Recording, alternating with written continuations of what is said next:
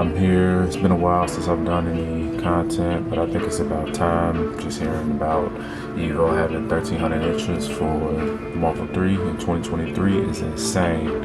And unfortunately, I won't be able to make it this year, but I'm still keeping my spirits up for the people, especially the mid-best guys that's going to be going. So go out there and make us proud. But what I wanted to do today was just do something different. I've seen plenty of videos and tutorials and things of that's basically stick related, and I just wanted to do something that was going to show what pad players go through, because it's not really something that's shown often. So I thought it'd be nice to show what goes on. So let's get straight into it. Alright, so first things first, I'm gonna tell you a little bit about the pad. What I'm gonna do is I'm gonna go over about what I go through, what general pad players go through, what I specifically go through as a pad player, and then go through some matches and see exactly how these thumbs and fingers work, because believe me, you might think it's easy, but it really ain't. But so the first thing about the pad is, first and foremost, of course, it's a general PS4 pad. But one of the big things about mine is that not necessarily the cord itself, but the thing that I do is I typically go inside the pad, screw it, open it up, and what I do is, if you can see it, I go inside and two things. For one, three things. For one, I go in, I take the D-pad out, and I sand it down. So if you could look at it, it's kind of smooth, and besides just, general playing on it for years at this point. But PS4 pads generally are like a bowl, I guess. PS3 pads were honestly the best ever, and they were more flat. But the PS4 pads, they kind of sunk in and had a bowl, so your finger kind of sat in it and moved around, and it was ridges on the edges, and it was just very, very, very annoying to deal with. So I went in, got like a sander, took it out, got a little sander brush, and filed it down to where it was more smooth. And then, of course, after playing for so long, it just kind of polishes its own self. So that's the first thing. The second thing I did was disconnected the battery. I made sure I disconnected the battery, because one of the big issues, and especially in tournament settings, is that with pads on the PS4, if you don't disconnect the battery, it will stay connected to the system. And what happens is when the next set goes up, the next players go up to go play their match, the previous person can hit, if they don't do it correctly, they can hit the power button on their setup and mess up the set for the last setup. So what I did was to circumvent that was to disconnect the battery. It's still in there just so that I don't lose it, and it still keeps its weight and everything, but it's disconnected. So when I disconnect it, there is no power to it at all. So when I disconnect from a system on a tournament, I never disrupted somebody else's set. I really wish people would do more of that. I'm on my PC right now, so what I'm showing you is my PC, so I can't really show you exactly how to do it, but I'll explain it. Basically, when you go up to play your set, the person that just played their set, they leave and they have a PS4 pad. Them disconnecting their pad, even going into settings and doing that does absolutely nothing, because you're still connected to it. You just turned it off on your pad. What has to happen is the next players that come up, they have to go up there and go to the settings and disconnect every other single pad that's on there. If not, then those previous pads can still disrupt the tournament. And it's been happening ever since, and it drives me crazy, because in the Midwest we do that. Arcade Legacy is usually where I play, Cincinnati, Ohio, and that's usually what we do. And we've never had issues with that. And I've always tried to carry it, especially in Midwest tournaments. I've kind of carried that along. I know, like with the indie circuit, shouts out to Nober and Net Battles. We we were very, prominent in showing that this is one of the ways to resolve one of those issues of messing up the next set.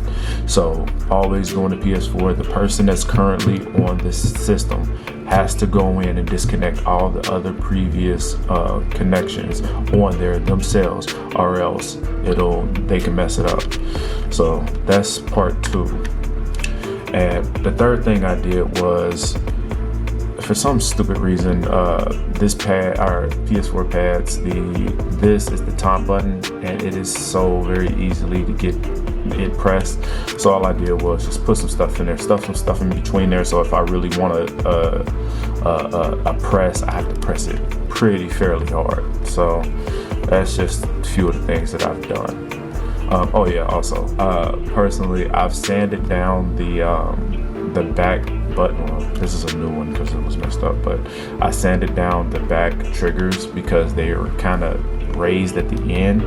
So when I try to hit it or use it, I kind of get caught on the end instead of the PS3 where it was just a smooth roll off. I kind of get hooked and sometimes press it longer. And everyone knows when playing Dash, your button presses have to be very specific. So that's what I did with that.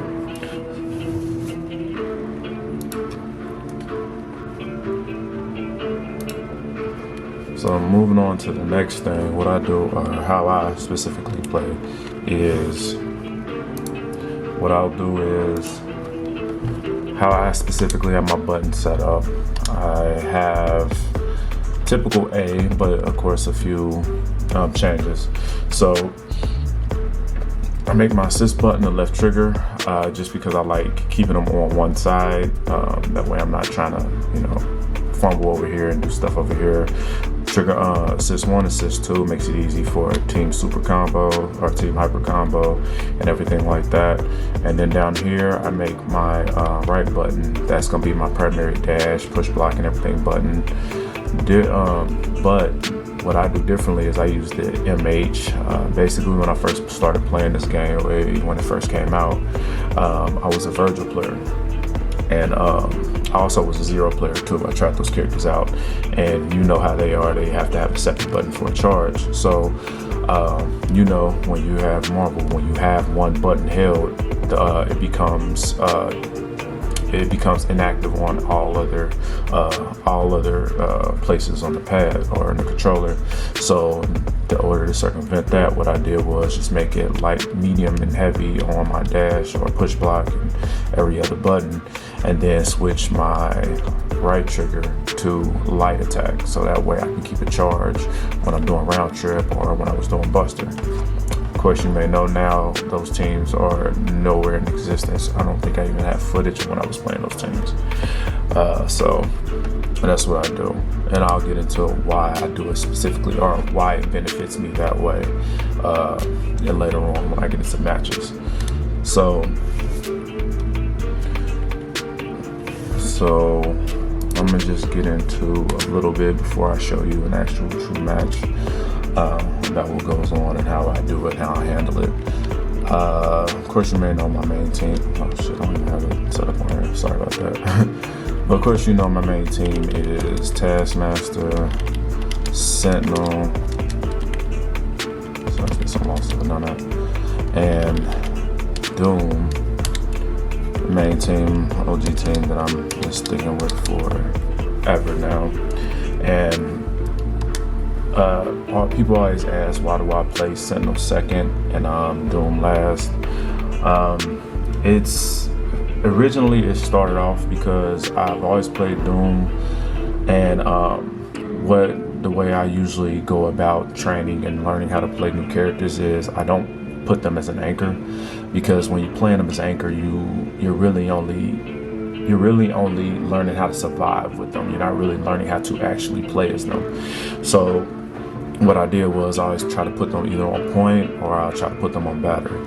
So I had Sentinel second because I didn't want to be left with him solo and trying to learn how to play him, and then be left with no one else after that. So I just said I'll put Doom last because Doom is not an anchor, but you can use him as an anchor. He's a better anchor than Sentinel, and that's how it came about. But I was kind of too lazy to actually change up and switch it to the traditional way, and it kind of got stuck that way. And honestly, it benefits me better because one of the things is with Sentinel second, what I can do is, of course, I can give myself a better chance to breathe or live when, you're getting mixed to death by Zero or, anyone coming on incoming with a crazy incoming. I still have a chance to, with Taskmaster being a real,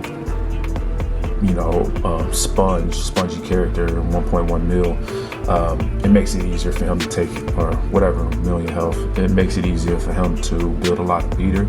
So by the time Sentinel ever comes in, I'm usually 2 to 3 bars, and I can always usually just hard drive as soon as I come in if I need to, and then probably do a second bar and then go straight into Doom, and then I'll have the setup versus having Doom come in, set up, and then probably having to spend X Factor just to keep him alive, and then having a anchored Sentinel with nothing but Sentinel. Alright, so for how I usually go about it, or the reason I play this way, is because with Taskmaster, or no, just in general with how I have my button set up, I plank with light into medium heavy. Usually people plank the opposite way with heavy into light medium, but with the way I configure my buttons, it makes it pretty hard to do that. So I do light into medium heavy, and it pretty much works the same. I don't really get the option to select throw that you usually get with other people. So if I do take a throw, that's me actually teching it. But what I do get is not a super bad button just going out in case I miss the plank dash. So usually it's much easier for me to do. The light back here helps, especially with Taskmaster, because he has different arrow directions, and everybody knows this by now, so I'm not going to rehash the basics of it.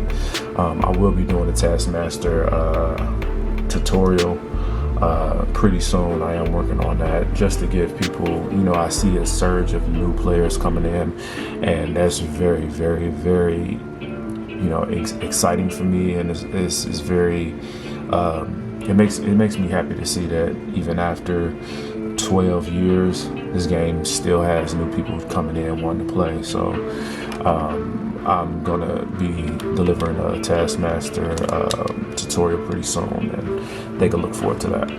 But basically, different directions, and it makes it easier. You just press different directions, and you get used to which ones you need to do and which way they need to go. You get used to it, basically. So what I'm gonna do is I'm going to show a few matches and show you exactly how it is to be playing on pad. It's pretty interesting to see if you don't play pad and you've never seen it before. Unfortunately or fortunately, I don't play Morgan, so you won't be able to see what Soulfist spam looks like. But I know that's pretty strenuous on the pad player as well, but seeing it on stick was great. But I just want y'all to see what it looks like to actually move around with on pad, because it may seem simple, but it is not. It's a lot of thumb work. So let's get right into that. So basically what I'm gonna do is I'm gonna give basically a match commentary and let you know what my thought process is and why I do certain things, or basically just running through what's going on. So right now I'm playing on Parsec. I'm hosting.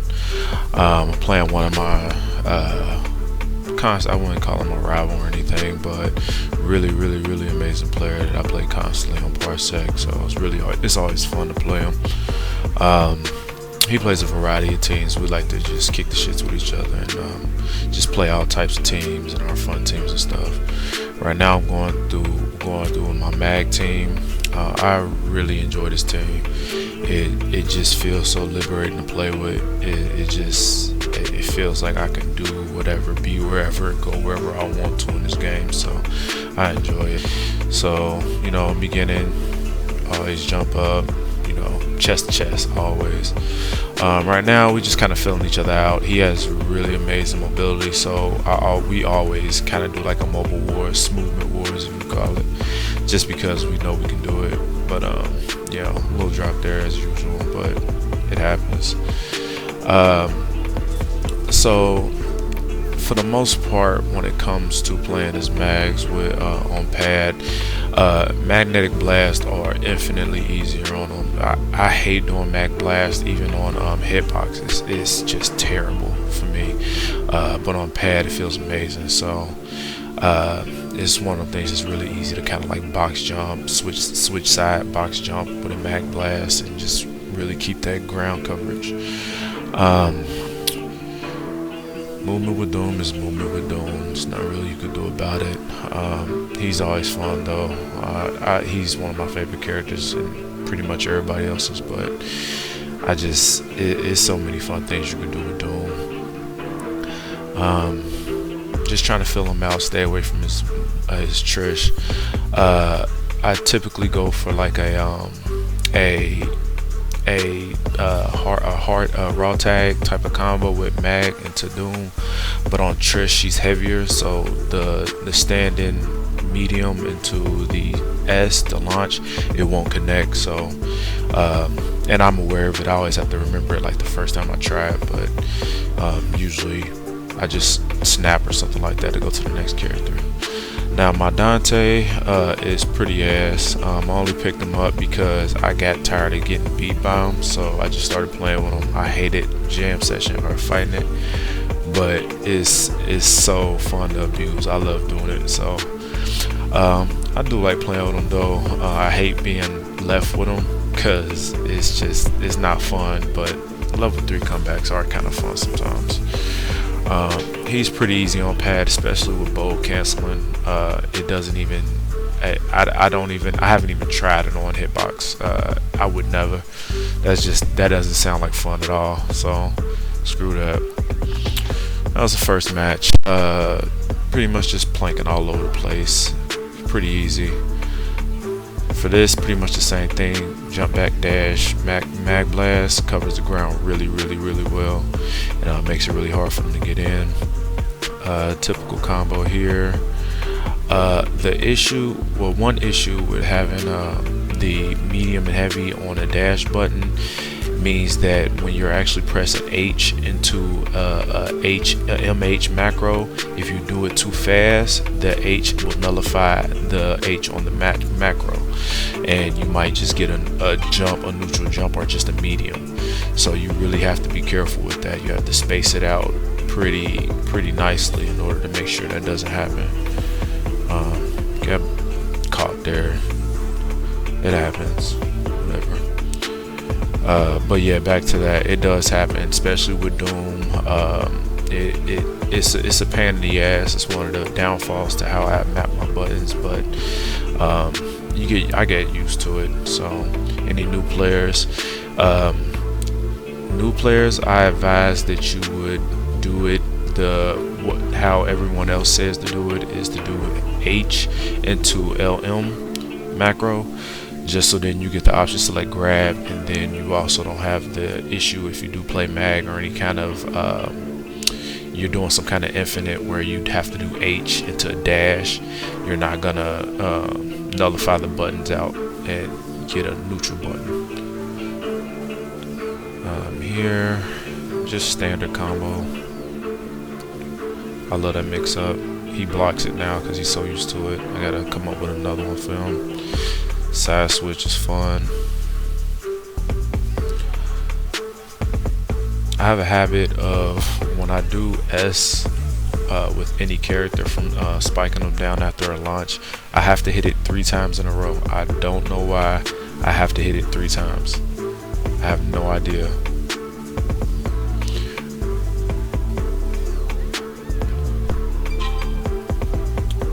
That was supposed to be a team hyper. I'll do a butter gun to a foot dive to get to the ground quicker, and do a team hyper combo to lock them down with $1 million. The issue with that is that since it's a PS4 PS4, PS3, and a PC thing, because that's the port it's from.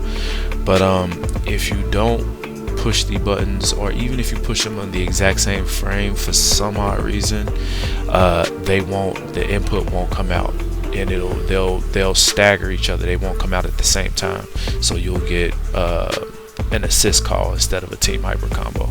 So you also have to be careful of that when playing pretty much on PC or anything other than 360. And for honestly, I would say for newer players, if you have a team that has a team hyper, like a really good one, like a Kuma or a Spencer Bionic Arm or something like that, I would advise that you map it to some other button, the team hyper combo, into one button. That way it'll be a consistent button no matter when you press it. If you try to do two buttons into it, there'd be a chance that it won't come out like it did then. My video got cut off from recording on that, so I'll just finish out for this video. But yeah, so that's pretty much, well, that's how I play. That's a couple of matches. Let me know if y'all enjoy that. I don't know what made me really kind of do it. I think it was fun just kind of noticing how many buttons I'm pressing, and I usually play Marvel for hours at a time. Ask anybody, they know I'm always in Parsec looking for games, and I'll play for hours on end. I'll do 3, 4, 5, 6 hour sessions, and I won't stop until my opponent gets tired. And part of that is because I would assume I play on pad. My fingers don't tire out. I just play forever, and so it just made me wonder, like, am I really doing a lot? Am I really pressing a lot? Why are my fingers, not hurting or anything? Why do I keep playing? So this is pretty fun for me. Leave a like, comment, subscribe. If you want more footage like this and more match information or something like that, or commentary, please leave a comment in the comment section. Give me some feedback. What could I do better in this video format? Overall, anything, it would be nicely appreciated. This is pretty fun for me, and hopefully see you again. Signing out.